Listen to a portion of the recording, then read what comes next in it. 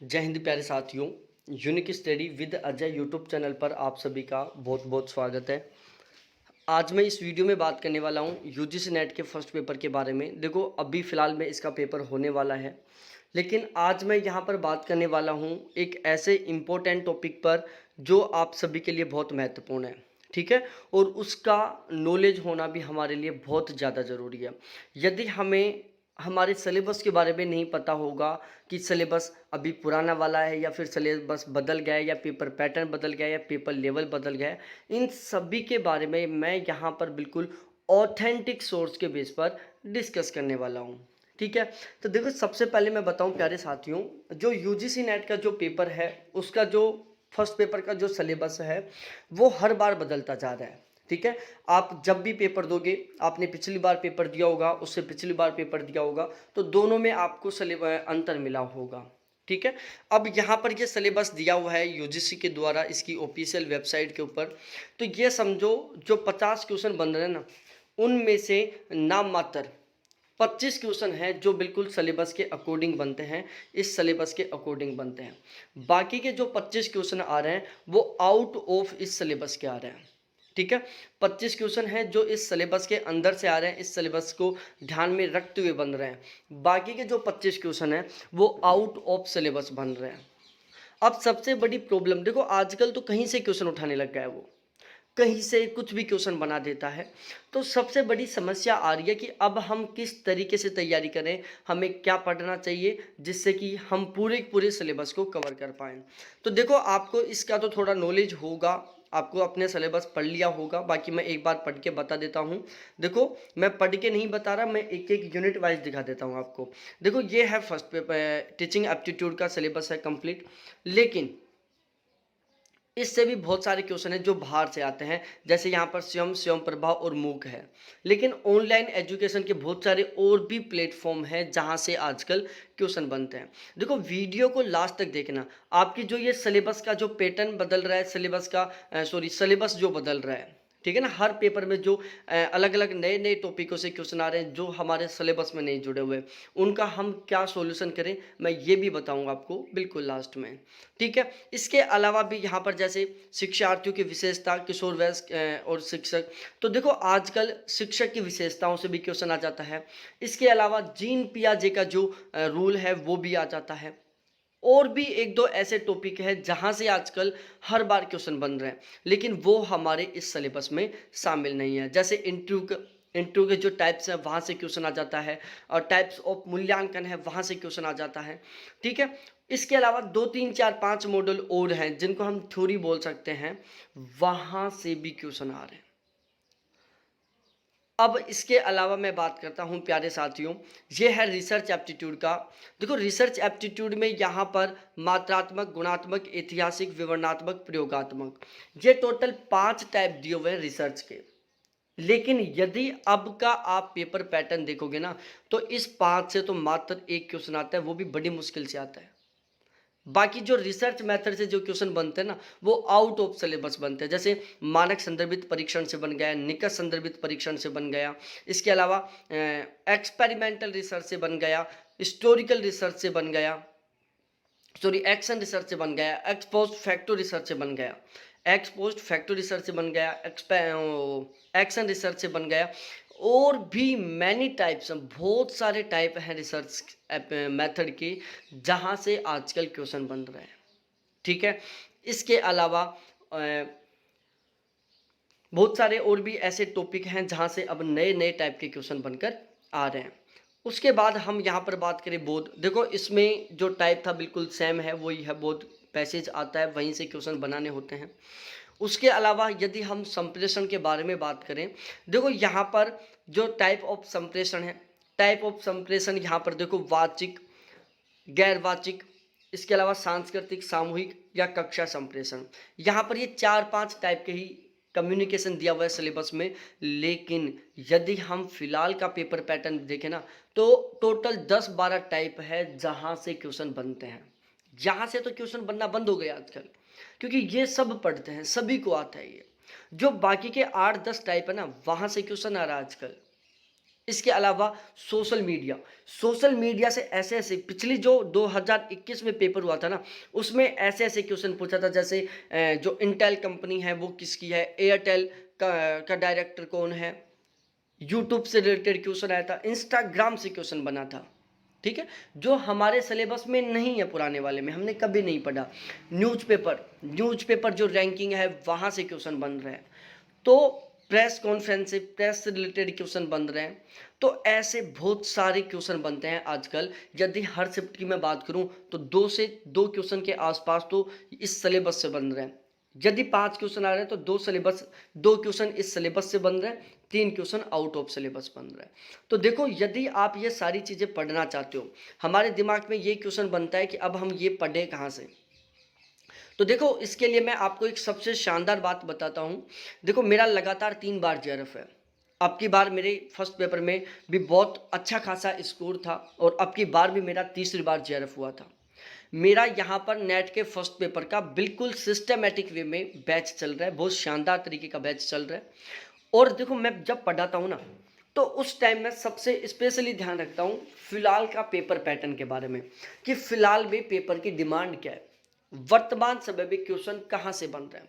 इन चीज़ों को मैं बहुत ही स्पेशली तरीके से ध्यान में रखता हूँ। जो मेरा पिछला बैच था उसमें बहुत सारे कैंडिडेट थे, 17 कैंडिडेट थे जिनका ज्योग्राफी सब्जेक्ट से जेआरएफ हुआ था। 17 ऐसे कैंडिडेट थे जिन्होंने ज्योग्राफी सब्जेक्ट से जेआरएफ किया था, क्योंकि मैं खुद यहाँ पर ज्योग्राफी का भी बैच चलाता हूँ। ठीक है, और वो 17 के 17 कैंडिडेट मेरे साथ फर्स्ट पेपर के लिए भी जुड़े हुए थे।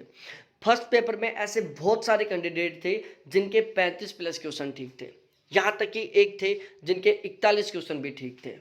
ठीक है, तो यहाँ पर मैं जो फर्स्ट पेपर पढ़ाता हूँ, या फिर मैं यहाँ पर जो ज्योग्राफी पढ़ाता हूँ ना, वो अब की डिमांड के अकॉर्डिंग, कि भाई 2021 में पेपर कहाँ से बन के आए, बिल्कुल उन्हीं चीज़ों को ध्यान में रखते हुए मैं आगे की ओर पढ़ाता हूँ।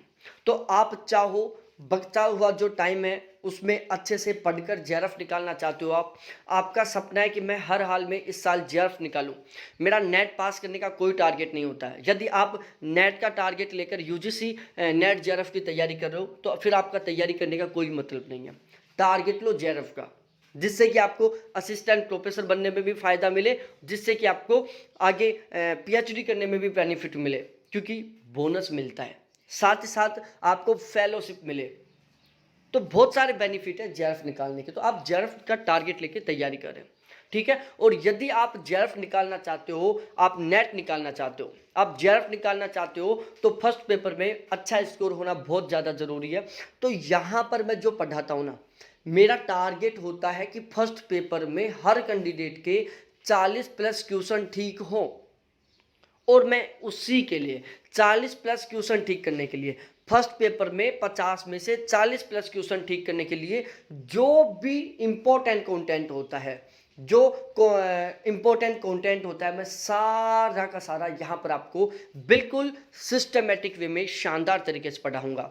मेरी यहाँ पर रेगुलर लाइव क्लास होती है, बाद में वो आपको रिकॉर्डेड मिलेंगी, आपको नोट्स बनाने की ज़रूरत नहीं है। क्यों? क्योंकि उनकी मैं पीडीएफ भी प्रोवाइड करवाता हूँ। Math, reasoning, logical reasoning, DI, इनके मैं ढेर सारे प्रैक्टिस क्वेश्चन देता हूँ। Logical reasoning, teaching aptitude, research aptitude, इन सभी का मैं यूनिट वाइज तरीके से टेस्ट लेता हूँ, बीच बीच में फॉर्मेटिव तरीके से टेस्ट लेता हूँ, जिससे कि हमारी तैयारी बहुत मजबूत हो सके। साथ ही साथ मेरे प्यारे साथियों, यहाँ पर आपका कंप्लीट सिलेबस के अकॉर्डिंग भी टेस्ट होता रहेगा। ओवरऑल एक शब्द में कहूँ, यदि आप फर्स्ट पेपर में 40 प्लस क्वेश्चन ठीक करने का टारगेट लेके बैठे हो, आप चाहते हो कि मैं एक ऐसा स्कोर लेके आऊँ, मैं इतना गजब का स्कोर करूँ कि यदि मैं कभी डिमोटिवेट होके भी बैठा हुआ हूँ ना, और मेरे को अपना स्कोर याद आए, तो अंदर से एक एनर्जी आ जाए कि भाई मैं ऐसा भी था। सामने वाला आपका जब स्कोर कार्ड देखे ना, तो वो खुद सोचे, भाई नीचे से ऊपर की ओर देखे 10 बार, भाई क्या कर रहा है तू, इतने नंबर कैसे लेके आते हैं। वहां पर परसेंटाइल में लिखा हो 99.9999 या फिर 100 परसेंटाइल लिखा हो। ये मेरा सबसे मेन टारगेट होता है। ठीक है, तो नया बैच जस्ट 6 दिन पहले स्टार्ट हुआ है। आप मेरा नया बैच ज्वाइन कर सकते हैं, बिल्कुल नाम मात्र शुल्क में। चार्ज ओनली 600 रुपये। कितना है? केवल 600 रुपये चार्ज है, जिसमें मैं वो कंटेंट प्रोवाइड करवाऊंगा कंप्लीट, जिससे कि आप 40+ क्वेश्चन ठीक कर पाएँ। मेरे खुद की नेट जेआरएफ के फर्स्ट पेपर की बुक है, बहुत शानदार तरीके वाली बुक है। देखो उसका कवर ये है, ठीक है। अभी फिलहाल मार्केट में आई गई है, इसका भी बहुत अच्छा खासा रेस्पॉन्स है, बहुत अच्छी खासी सेलिंग हो रही है इस बुक की, ठीक है। तो यदि आप देखो बैच में और इस बुक को दोनों में, बुक भी मेरी लिखी हुई है, बुक भी वही 2021 वाले पेपर पैटर्न पर आधारित है। मैं बुक के कुछ पेजों का आपको डेमो दिखाऊंगा। बुक में और मेरे बैच में केवल थोड़ा सा अंतर है, बाकी कोई अंतर नहीं है। थोड़ा सा अंतर यह है, यदि आप ज़्यादा डीपली पढ़ना चाहते हैं, आप हर एक चीज़ को याद करना चाहते हो, आप हर एक चीज़ को समझना चाहते हो, तो आप बैच लें। यदि आपके पास टाइम की कमी है, आप पढ़ाई में ज़्यादा टाइम नहीं देना चाहते, आपके पास फर्स्ट पेपर को ज़्यादा टाइम नहीं देने के लिए टाइम नहीं है, तो आप ये बुक खरीद सकते हैं, ठीक है। और टेंशन मत लो, जस्ट आगे मैं आपको इस बुक के कुछ डेमो पेज दिखाऊंगा, जहां पर आप खुद सोचोगे कि रियल में बेस्ट बुक, बहुत ही बेस्ट बुक है ये, ठीक है। तो यहाँ तो देखो मैं आपको एक बार अपनी बुक के कुछ यूनिट के आपको डेमो दिखा देता हूँ। देखो सबसे पहले मैं बात बता दूँ, यहाँ पर आपको दोनों तरीके से मिलेंगे। इस बुक में आपको यूनिट वाइज ऑब्जेक्टिव क्वेश्चन भी मिलेंगे, और इस बुक में आपको समरी टाइप से कंटेंट भी मिलेगा, पहली बात। दूसरी बात, इस बुक में आपको टोटल 8 मॉडल पेपर मिलेंगे। मैथ, रीजनिंग, लॉजिकल रीजनिंग और डीआई, इनके ढेर सारे प्रैक्टिस क्वेश्चन मिलेंगे।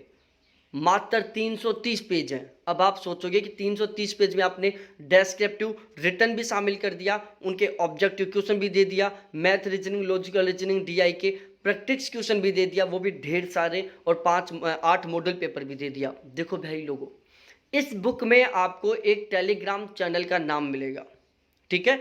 इस बुक में आपको एक टेलीग्राम चैनल का नाम मिलेगा। जैसे आप उस नाम के थ्रू टेलीग्राम चैनल को ओपन करोगे, ज्वाइन करोगे, तो वहां पर आपको math, reasoning, logical reasoning, DI, इनके ढेर सारे प्रैक्टिस क्वेश्चन मिलेंगे। साथ ही साथ वहां पर आपको 3 एक्स्ट्रा मॉक टेस्ट मिलेंगे। 5 मॉक टेस्ट मैंने इसी बुक में शामिल कर दिया है। अब आप देख सकते हैं मैंने यहाँ पर क्या क्या शामिल किया है। देखो, मूल्यांकन के प्रकार, आजकल क्वेश्चन बनता है निर्माणात्मक मूल्यांकन, संरचनात्मक मूल्यांकन, रचनात्मक मूल्यांकन, योगात्मक, संकलनात्मक, अंतिम आंकलित मूल्यांकन। पूछो नाम कितना पर्यायवाची करेगा, वो कितना घुमा फिरा के पूछेगा, वो मैंने सारे के सारे नाम लिख दिए इसमें। दूसरी बात, जब आप इस बुक को पढ़ोगे ना, तो आपको एक भी लाइन ऐसी मिल जाए ना कि ये लाइन इन सर ने क्यों लिखी है, तो बताना भाई।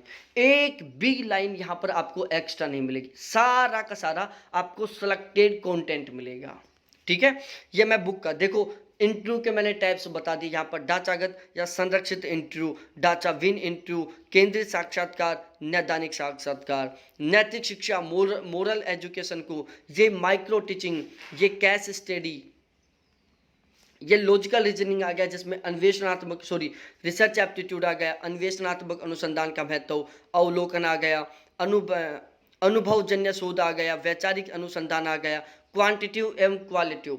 देखो इस बुक की सबसे खास एक बात और बता दूं, यहाँ पर मैंने लिखते टाइम इस बुक में याद रखा है कि हम कहाँ पर कंफ्यूज होते हैं। आप कहाँ पर कंफ्यूज होते हो ये मेरे को पता है, इसलिए इस बुक में मैंने इन चीज़ों को भी शामिल किया है। जैसे मात्रात्मक, गुणात्मक रिसर्च में हम कंफ्यूज होते हैं, और बुक वाले क्या कर रखे हैं, मात्रात्मक को एक जगह दे दिया, गुणात्मक को एक जगह दे दिया। लेकिन मैंने क्या किया, यहाँ पर एक लाइन में दोनों का अंतर करते हुए पढ़ाया। जैसे गुणात्मक, यहाँ पर आ गया मात्रात्मक, गुणात्मक, मात्रात्मक, आप कभी कंफ्यूज नहीं होंगे आप। दूसरी बात, सारी मेन चीज़ें मैंने इसमें शामिल की हैं, ठीक है। ये टाइप्स ऑफ चर हो गए, चर के प्रकार, वेरिएबल्स के प्रकार हो गए। इसके अलावा शोध के सोपान जो आपको हर बुक में देखने को मिलेगा। टाइप्स ऑफ हाइपोथेसिस, जैसे शून्य परिकल्पना हो गई, अल्टरनेटिव परिकल्पना हो गई, स्टैटिकल हाइपोथेसिस हो गई, ठीक है। ये आपको हर बुक में नहीं मिलेगा। इसके अलावा सैम्पलिंग हो गई, सैम्पलिंग के सारे टाइप्स हो गए, probability sampling, non probability sampling, random sampling, non random sampling. अब बदलो नाम कितना, यहाँ वो क्या करता है, नाम बदल देता है। आपको हर बुक में केवल संभाविता, असंभाविता देखने को मिलेगा। आपको यादृच्छिक, अयादृच्छिक शब्द केवल इस बुक में या फिर पेपर में देखने को मिलेगा, ठीक है। ये टाइप्स हो गए। यहाँ पर मैंने हर एक टाइप को बिल्कुल अकॉर्डिंग टू पेपर लेवल के अकॉर्डिंग यहाँ पर मैंने समझाया है। ये टाइप्स ऑफ आंकड़े हो गए, ये फिर रिसर्च रिपोर्ट हो गया। ये देखो यहाँ पर मैंने ANOVA, Z test, F test, T test, chi square test, correlation coefficient, फिर कोरिलेशन कोफिशिएंट्स के जो मेथड है उनको भी समझाया। कम्युनिकेशन में देखो यहाँ पर बैरियर आपको हर कोई पढ़ाता है, मैंने भी पढ़ा है बैरियर, लेकिन प्रसार भारती है, आकाशवाणी है, दूरदर्शन है, इसके अलावा पीटीआई है, एनटीएससी है, पल है, सी कैम है, ज्ञानवाणी है, डीडी ज्ञान दर्शन है, प्रेस काउंसिल ऑफ इंडिया है, वीडियो प्रसारण मानक है जिसको हम ब्रॉडकास्ट वीडियो स्टैंडर्ड बोलते हैं। इसके अलावा डीडी ज्ञान दर्शन है। यहाँ पर मैंने न्यूज़पेपर का रिकॉर्ड भी दिया है कि पिछले पेपर में आया था 2021 में क्वेश्चन बना था कि फिलहाल में भारत का कौन सा न्यूज़पेपर सबसे ज़्यादा प्रेषित होता है, इसलिए मैंने इनको भी शामिल कर दिया। मैंने इंडिया और नेशनल और इंटरनेशनल दोनों तरीके से यहाँ पर शामिल किया है। इसके अलावा इस बुक की और भी खास बात बताऊँ, देखो हर एक यूनिट में आपको बिल्कुल पेपर पैटर्न के अकॉर्डिंग, पेपर लेवल के अकॉर्डिंग मिलेगा सारी चीज़ें। ये लॉजिकल रीजनिंग रही। लॉजिकल रीजनिंग में भी हम कंफ्यूज होते हैं। आप और बुकों में AEIO पढ़ोगे, समझ में नहीं आएगा क्या पढ़ लिया, लेकिन यहाँ पर देखो आप, मैंने देखो 2 टेबल बना दी। अब हो कंफ्यूज, किसी हाल में आप कंफ्यूज नहीं होंगे, लिख के दे सकता हूं मैं। यहाँ पर मैंने इसके एग्जाम्पल दे दिए, गारंटी के साथ कभी कंफ्यूज नहीं होंगे क्योंकि एग्जाम्पल से क्वेश्चन बनता है। यहाँ पर मैंने दूसरा डायग्राम बना दिया, ठीक है। AEIO, कॉन्ट्रेरी, सब अल्टरनेशन, कॉन्ट्रोडक्टरी, सारा सब कुछ बिल्कुल डिटेल से समझाया है। भारतीय दर्शन के प्रमाण, यहाँ पर जो प्रमाण है टोटल 6 के 6 प्रमाणों को मैंने यहाँ पर बिल्कुल फुल डिटेल से एक्सप्लेन किया है। आप देख सकते हो यहाँ पर जैसे प्रत्यक्ष प्रमाण है, उसके 2 भाग, लौकिक अलौकिक, फिर लौकिक के जो भाग हैं उनको मैंने समझाया है।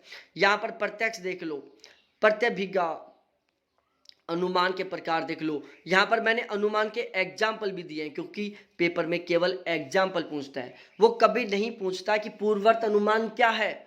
वो एग्जाम्पल देता है और फिर पूछता है कि ये किसका एग्जाम्पल है। इसी तरीके से यहाँ पर मैंने महत्वपूर्ण कीवर्ड लिखे हैं।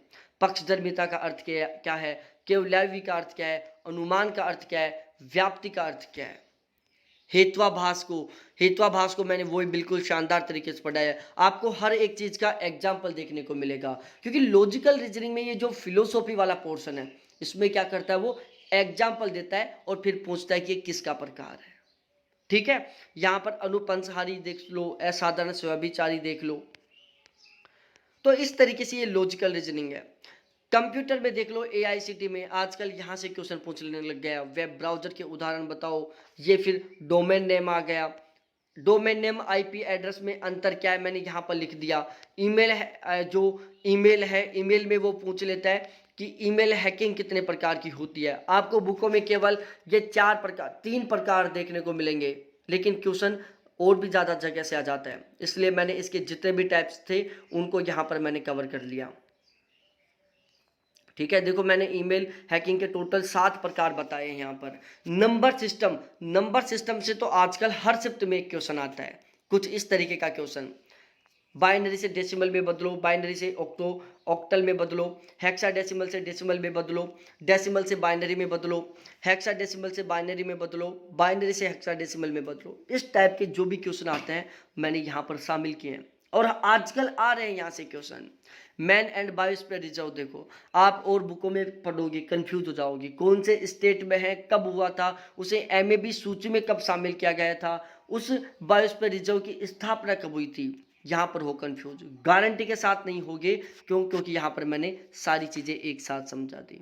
जो कॉन्फ्रेंस है, जो सम्मेलन है, यहाँ पर मैंने सारे के सारे शामिल किए हैं, एक भी सम्मेलन नहीं छोड़ा, और वो भी सिस्टमेटिक वे में। जैसे जैव विविधता, हॉट स्पॉट से, जैसे ओजोन परत से रिलेटेड जितने भी सम्मेलन है वो सारे एक साथ मिलेंगे।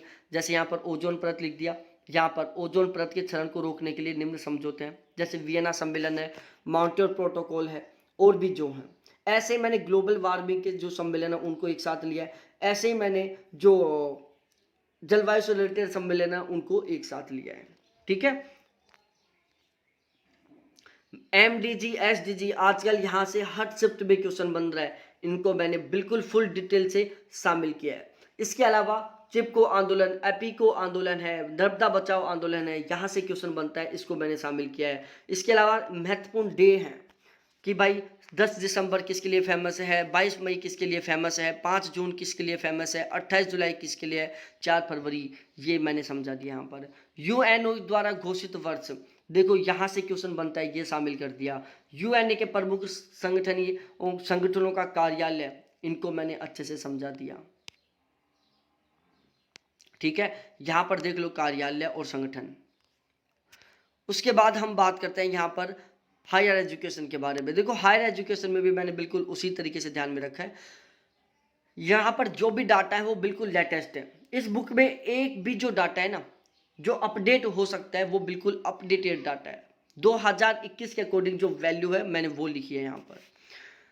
ये डीम्ड यूनिवर्सिटी देख लो, प्राइवेट यूनिवर्सिटी देख लो, मेटा विश्वविद्यालय देख लो, भारत के प्रमुख अनुसंधान परिषद देख लो, डिस्टेंस एजुकेशन देख लो, फैक यूनिवर्सिटी देख लो। तो ये मैंने बिल्कुल NIRF रैंकिंग देख लो, ये यहाँ पर वर्ल्ड यूनिवर्सिटी रैंकिंग देख लो। तो जो फिलहाल का पेपर पैटर्न है ना उसको मैंने बहुत ही ज़्यादा, बहुत ही स्पेशली तरीके से इस बुक में ध्यान दिया है। Reasoning, logical reasoning, DI, math के मैंने यहाँ पर टोटल 15 टॉपिक शामिल किए हैं। मैथ को मैंने किस तरीके से शामिल किया, यहाँ पर मैंने मैथ के जैसे औसत है, मैंने औसत के जो 5, 7, 10 प्रकार के जो क्वेश्चन आते हैं, जैसे 5 प्रकार के क्वेश्चन आते हैं औसत में हमारे पेपर में, मैंने पांचों के पांचों प्रकारों को बहुत अच्छे से समझा है इसी बुक में, और हर प्रकार के मैंने 2 एग्जाम्पल दिए। फिर आपको ढेर सारे औसत के प्रैक्टिस क्वेश्चन मिल जाएंगे, किसमें, उस टेलीग्राम चैनल में, जिसका लिंक, जिसका नाम मैंने इसी बुक में लिख रखा है। ठीक है, तो ये बुक भी आपके लिए एक बहुत बड़ा रामबाण साबित होने वाली है यदि आप JEF निकालना चाहते हो। ठीक है, KVS मैदान, ऑक्सफोर्ड कुछ नहीं है इस बुक के सामने, रियलिटी है, बहुत शानदार वाली बुक है। मैंने इस बुक का लिंक है जो इसी वीडियो के डिस्क्रिप्शन में दे दिया है, आप वहां से इसको परचेज कर सकते हैं। इसके अलावा देखो प्यारे साथियों,